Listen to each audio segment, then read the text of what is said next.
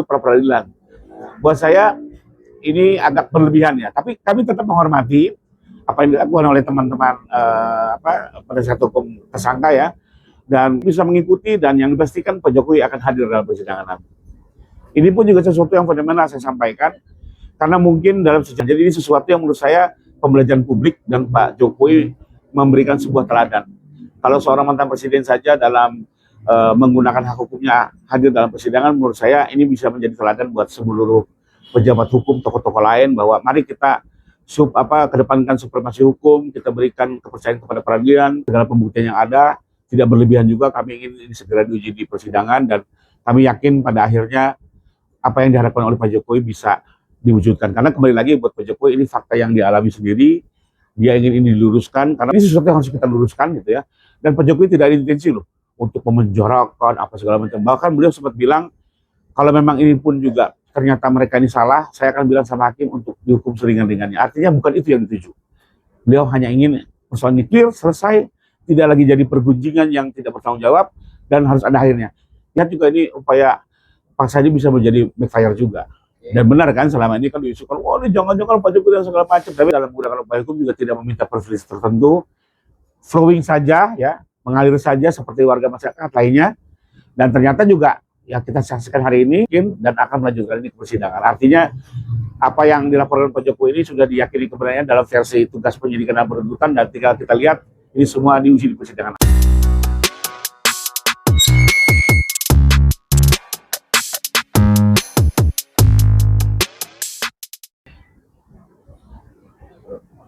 Oke, selamat malam Bang Tika. Maaf ini mengganggu malam-malam.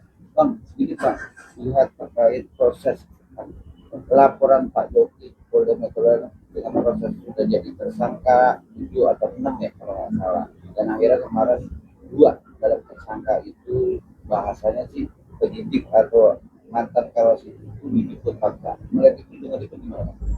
Ya, pertama kembali lagi untuk Pak Jokowi, termasuk kami selaku penasihat hukum, secara konsisten sejak tahun lalu sampai hari ini, boleh di googling, terkait dengan upaya penahanan, penangkapan, itu bukan menjadi intensi kami.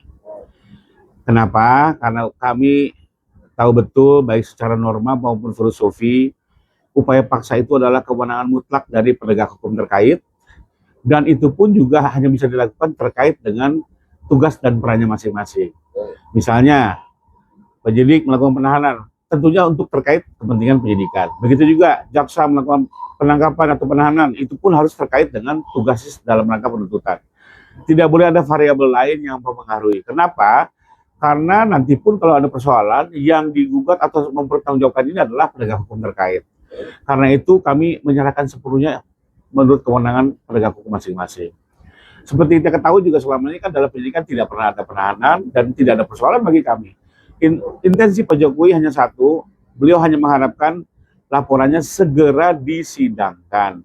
Kenapa minta segera? Karena memang sudah setahun lebih. Menurut kami ini waktu yang cukup ya, di mana penyidik pun juga sudah menyelesaikan seluruh penyidikan dan sudah diserahkan kepada penuntut umum, dan ternyata penuntut umum juga sudah menyatakan P21. Kami secara khusus menyampaikan apresiasi yang tinggi kepada teman-teman kejaksaan yang pada akhirnya menyatakan perkara P21. Artinya apa? Seluruh penyidikan atau laporan yang disampaikan Pak Jokowi ini bisa dibuktikan kebenarannya dalam versi penuntutan. Sehingga dalam hal ini tugas jaksa adalah mengambil alih kepentingan Pak Jokowi untuk meminta pertanggungjawaban pelaku dalam persidangan. Jadi di sidang nanti justru pengacara Pak Jokowi adalah para jaksa ya. Kami sebagai penasihat hukum di tingkat penyidikan hanya bisa memonitor, memastikan hak asasi korban itu dijalankan sesuai ketentuan undang-undang, tapi yang merepresentasikan langsung kepentingan Pak Jokowi itu adalah teman-teman jaksa dalam hal ini mewakili negara. Termasuk juga perkembangan terakhir, teman-teman jaksa tidak menahan, kami menghargai sepenuhnya. Tentu ini sudah dipertimbangkan, dikaitkan dengan tugasnya dalam rangka penuntutan. Karena memang tidak harus setiap perkara itu dilakukan upaya paksa. Terlebih dalam perkara ini sebenarnya saksi kan cukup banyak. Salah satu kekurangan dari penahanan itu adalah kalau dilakukan penahanan justru sidang menjadi tergopoh-gopoh karena dibatasi oleh waktu penahanan yang terbatas. Sehingga kadang pemeriksaan saksi pun juga tidak dalam, tidak deep ya. Bayangkan penyidik saja kalau tidak salah sudah menghadirkan sekitar 120 saksi. Kalau dalam waktu penahanan ini persidangan akan tergopoh-gopoh. Banyak saksi yang seharusnya kita bisa gali lebih dalam untuk membangun keyakinan hakim, membangun keyakinan publik ternyata ini tidak bisa diwujudkan. Jadi menurut saya sudah tepat apa yang diputuskan oleh teman-teman jaksa ya. Dan di satu sisi kami mengapresiasi pada akhirnya teman-teman jaksa mewakili negara sudah meyakini bahwa laporan kami dapat dipertanggungjawabkan secara hukum. Demikian. Jadi mana kata abang lebih fokus ke kejaksaan sekarang. Betul. Dengan proses hukum. Ya. Sekarang pihak dari tersangka ini dapat dikabulkan penangguhan penahanan. Oke. Namun dari pihak sana memang mengkritik kinerja dari penegak hukum oleh kepolisian yang karena topiknya katanya kayak teroris atau kayak buronan narkoba menangkapnya. Oke, abang tidak berpendapat soal itu. Dengan proses sudah penangguhan penahanan, tapi kan dia tetap berasumsi lagi, Bang. Ini abang lihat gimana, Bang? Karena Pak Yosi tidak mau itu, Bang. Oke, jadi kembali lagi juga terkait dengan kewenangan penyidik untuk melakukan penangkapan penahanan, itu pun juga kembali lagi kami tidak dalam intensi dan kami mengembalikan itu kepada kewenangan penegak hukum masing-masing. Sekalipun memang kalau saya sih berpandangan, di satu sisi kami menghormati lah. Kalau memang ada keberatan dari para penasihat hukum tersangka, apalagi yang saya dengar juga terakhir mereka melakukan pra-peradilan ya. Kami menghargai itu sebagai bagian dari check and balances peran advokat. Sekalipun kami berpandangan justru tugas penegak hukum ini sudah maksimal ya. Bahkan selama ini setahun ini dalam pandangan kami penyidik ini boleh dibilang sangat akomodatif kepada kepentingan para tersangka. Sebagai contoh ya, banyak permintaan-permintaan di luar undang-undang itu diakomodir, misalnya menginginkan pelibatan lapor pihak ketiga, ya, melibatkan Puspom TNI, melibatkan BRIN, melibatkan UI, itu kan sesuatu yang tidak diatur di dalam undang-undang, tapi diikuti oleh teman-teman penyidik ya. Begitu juga melibatkan pengawas dari pihak internal, Komnas HAM, Ombudsman, Kompolnas, itu kan tidak diatur. Kalau dalam kuhap pengawas penyidik adalah atasan penyidik, ya. Tapi itu dilibatkan dan diikuti juga oleh para penyidik. Ingin hadir dalam gelar, termasuk salah satunya, ingin melihat ijazah yang notabene sudah disegel oleh lapor. Biasanya penyegelan ini hanya bisa dibuka di kejaksaan, disaksikan dalam persidangan secara bersama-sama. Tapi kemarin atas permintaan para tersangka untuk dibuka, diikuti juga dengan segala risiko-risikonya. Artinya justru saya lihat penyidik ini sangat akomodatif terhadap seluruh permintaan ya. Di satu sisi ternyata sekarang mereka kecewa ya, kembali lagi ini persepsi masing-masing. Tapi kalau saya lihat tidak berlebihan apa yang dilakukan. Apalagi taruhlah ada kita ketahui penahanan. Tapi kenyataannya apa? Di waktu yang sama dilakukan pembantaran, dikirim ke rumah sakit. Sekalipun perbatasan rumah sakit itu menjadi menarik. Kenapa? Karena kenyataannya kan waktu itu para tersangka menyatakan diri sehat. Bahkan keberatan untuk dibawa ke rumah sakit Polri. Keberatan loh. Penyidik yang justru tetap memaksakan ke sana, sampai di sana keduanya dinyatakan sakit, dua-duanya loh ya. Dan mereka justru menikmati rumah sakit dengan sarana VIP ya. Akhirnya kalau memang menyatakan sakit kok enjoy di rumah sakit. Tapi gini, kembali lagi karena bukan menjadi intensi kami tidak mau membahas itu terlalu dalam. Tapi artinya kalau kami lihat apa yang dilakukan penyidik sudah maksimal ya. Kalaupun ada penahanan tapi dibantarkan dalam kenyataan. Apalagi secara hukum, penahanan yang dibantarkan itu tidak bisa lagi dihitung. Ya misalnya orang ditahan 2 minggu, lalu 10 hari dibantarkan. Itu hanya bisa dihitung hanya 4 hari dalam masa perhitungan pemidanaan. Jadi kembali lagi, menurut saya teman-teman Polda ini juga sudah lakukan maksimal ya. Bahwa terus apalagi yang menjadi penting adalah kenyataannya kan sekarang perkara sudah dilimpahkan ke kejaksaan. Jadi kenapa lagi Polda masih dituntut pra peradilan? Buat saya ini agak berlebihan ya, tapi kami tetap menghormati apa yang dilakukan oleh teman-teman penasihat hukum tersangka ya, dan kami membiarkan ini proses berjalan seperti mestinya. Dan kalau kami tidak fokus ke belakang, kami juga melihat ke depan bagaimana persidangan ini kita pastikan berjalan objektif, berimbang, dan bisa diikuti publik. Pak Jokowi juga bisa menghadirkan seluruh alat bukti dalam persidangan. Begitu juga para tersangka ingin menggunakan hak hukum yang monggo kerso semuanya, dan biarlah nanti dalam persidangan ini publik bisa mengikuti, dan yang dipastikan Pak Jokowi akan hadir dalam persidangan nanti. Ini pun juga sesuatu yang fenomenal saya sampaikan, karena mungkin dalam sejarah penegakan hukum di Indonesia baru pertama kalinya presiden hadir dalam sebuah persidangan. Kita boleh ingat dulu Pak Harto pun juga sempat diminta ke persidangan tapi tidak hadir karena kondisi kesehatannya yang terbatas. Kedua, di kasus Bulukiat kebetulan saya pengacara Pak Al-Hadi Lamaran saat itu. Kita mendengar keterangan almarhum Presiden B.J. Habibie, tapi waktu itu dilakukan secara telekonferensi dari Jerman. Jadi artinya mungkin ini pertama kalinya seorang presiden datang ke persidangan, memohonkan keadilan bagi dirinya dan ingin persoalan yang selama ini mengemuka terkait ijazah ini betul-betul diuji validitasnya oleh pengadilan dengan harapan nantinya ada sebuah kepastian. Menurut saya ini satu pendidikan hukum yang sangat baik, ya, di mana seorang mantan kepala negara, seorang boleh dibilang pemimpin pemerintahan mengikuti semua prosedur hukum yang ada, hadir sebagai warga negara yang menggunakan hak hukumnya. Demikian. Dengan kata dia mantan atau pernah berdiri di negara 10 tahun, tapi kan berbalik dengan perkataan dia sekarang jadi orang biasa lagi. Betul.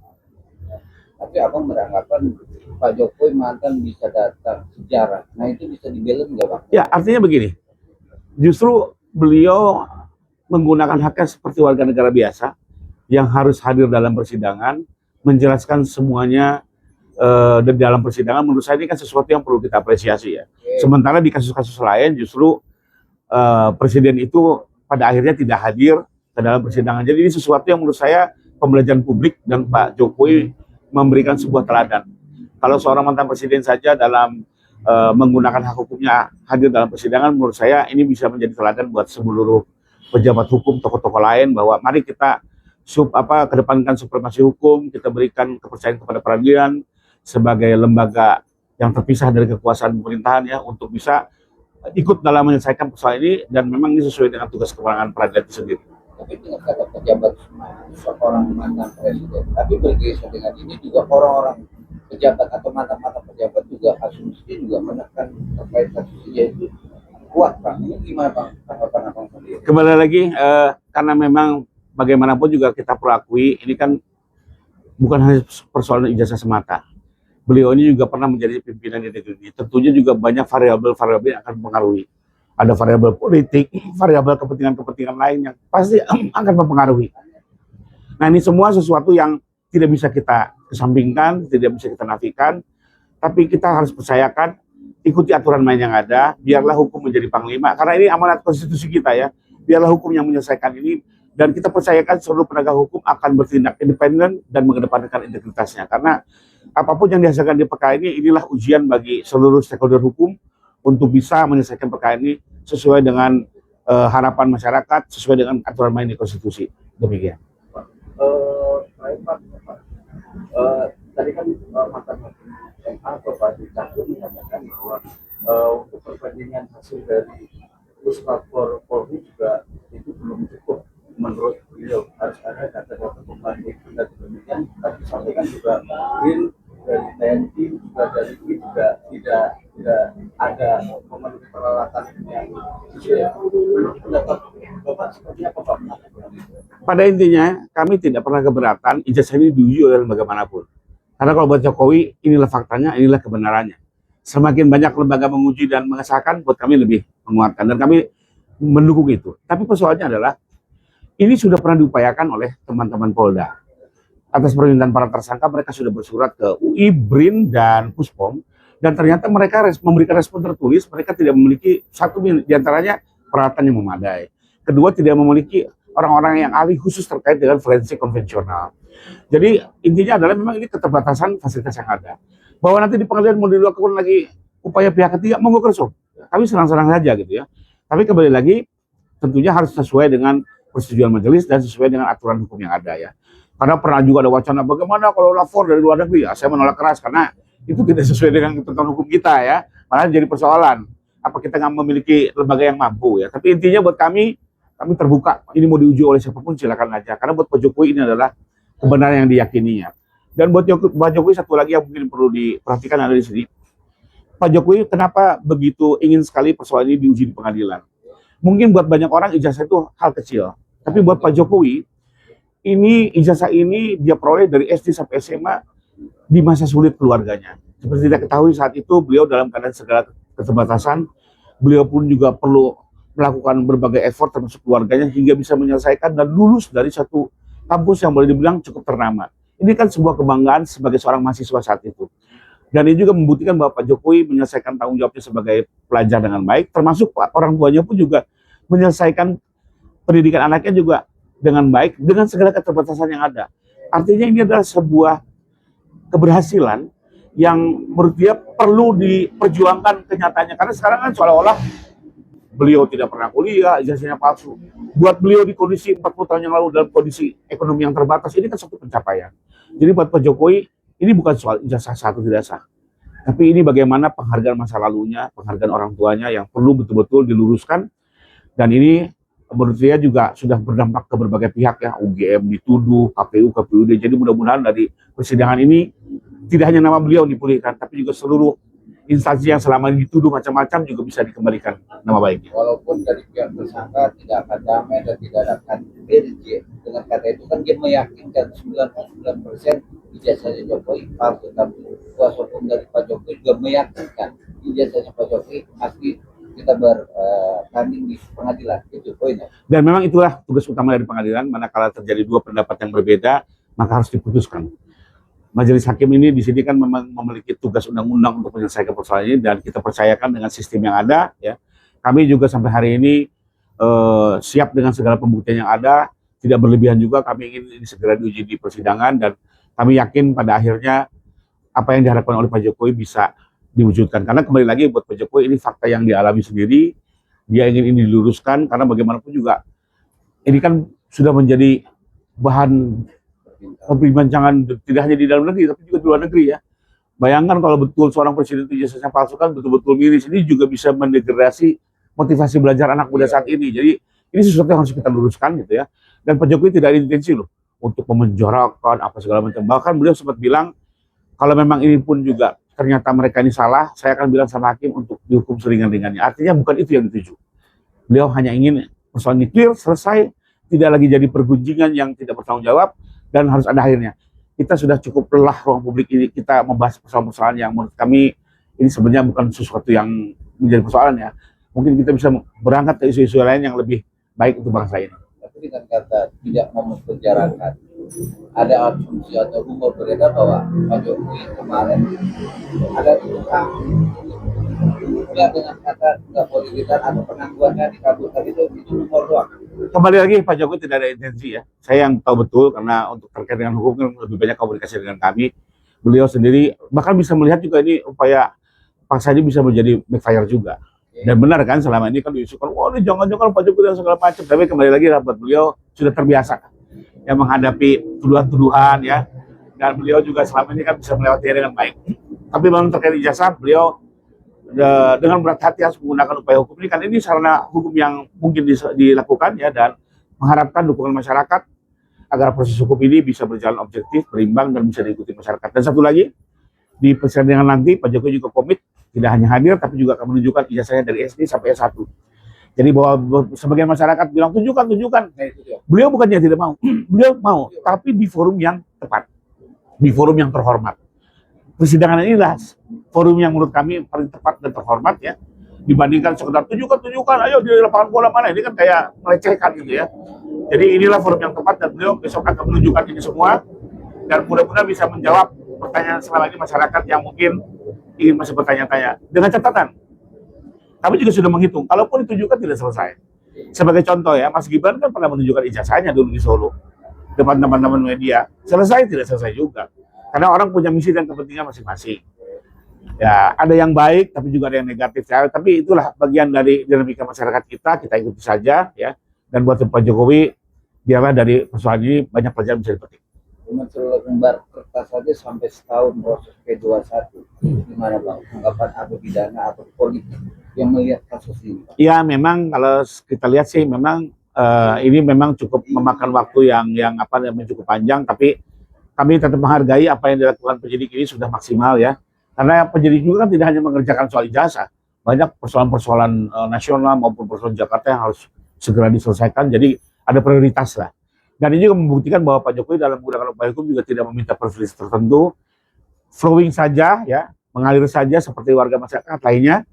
Dan ternyata juga ya kita saksikan hari ini, ternyata penyidikan selesai, teman-teman kejaksaan yakin dan akan melanjutkan ini ke persidangan. Artinya apa yang dilaporkan Pak Jokowi ini sudah diyakini kebenarannya dalam versi tugas penyidikan dan penuntutan, dan tinggal kita lihat ini semua diuji di persidangan nanti. Oke, thank you Bapak.